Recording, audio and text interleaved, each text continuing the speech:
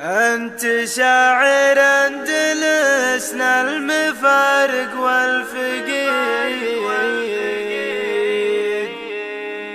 به كتبت أحلى القصايد والصوت موشحات. يا حكيم القول والشعر والراي السديد،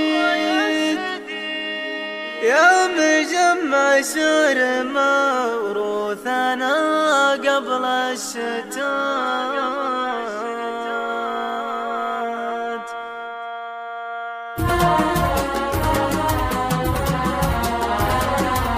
يا هجوس الشعر غني من الشنا الفريد، واكتبي في صفحة الطرس من حبر الدوات أجمل أبيات لها فكرة وطلع النضيد، بالسنين الماضية والسنين المقبلات، بالسنين الماضية والسنين المقبلات. وعبري ما كل سكة عبر بحر المديد، واشكري ناصر وقولي بجزل المفردات. يا مواصل رحلة الشعر بالعزم الشديد، يا مسافر لأجل الإبداع في كل الجهات، يا مسافر لأجل الإبداع في كل الجهات. يا حكيم القول والشعر والراي السديد، يا مجمع شعر موروثنا قبل الشتات. يا مليك الشعر والفكر والعقل الرشيد، مملكة شعرك لها عيون الشابك ساهرات، مملكة شعرك لها عيون الشابك ساهرات. تسهر عيون الخلايق لتحليل النشيد، ثم تتخصم بمعناك وعيونك تبات.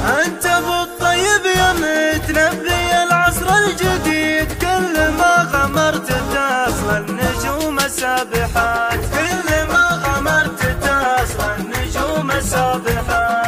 انت دايم خارج السرب وتغرد وحيد، موقعك بعلى رؤوس الجبال الشاهقات. انت شاعر اندلسنا المفارق والفقيد، به كتبت احلى القصايد وصغت موشحات، به كتبت احلى القصايد وصغت موشحات. انت تغرف من بحر كل ما تغرف يزيد، وانت تنحت شعرك من الصخور القاسيات. السموت بشعرك وصلتها لفظ البعيد، وانت وضعت اعتليت المزون العاليات، وانت وضعت اعتليت المزون العاليات. لو على الكعبة يعلق الى اليوم القصيد، كان شفنا اكثر قصايدك فيها معلقات. يوم ميلاد القصايد كأن يوم عيد، القصايد بك تشرف وتختلف ثبات، القصايد بك تشرف وتختلف ثبات. والهجوس اللي تغني من الشعر الفريد، طرسها توفيق للحرف مع حبر الدوال. والهجوس اللي تغني من الشعر الفريد، طرسها توفيق للحرف مع حبر الدوال، طرسها توفيق للحرف